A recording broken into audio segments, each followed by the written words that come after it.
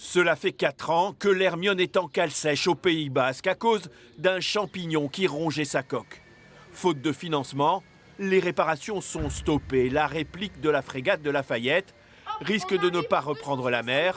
On va stabiliser le navire. Inimaginable pour le public qui continue de la visiter.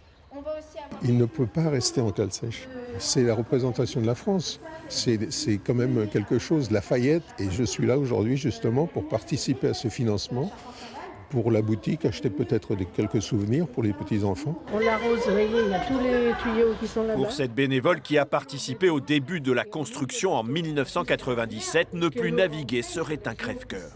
Je vous dirais que quand on est arrivé, j'ai pleuré. Ça ne peut pas disparaître. En 2015, le 3-mâts était au sommet de sa popularité. Réplique historique du navire venu aider les insurgés américains, l'Hermione était invitée à New York pour la fête de l'indépendance. Elle devenait un symbole de l'amitié France-États-Unis. On n'aurait pas gagné la guerre sans votre soutien. L'atelier de réparation est aujourd'hui déserté faute de financement. Les entreprises spécialisées avaient déjà réalisé 50% des travaux. Et là où je suis, eh bien, il y a un énorme trou.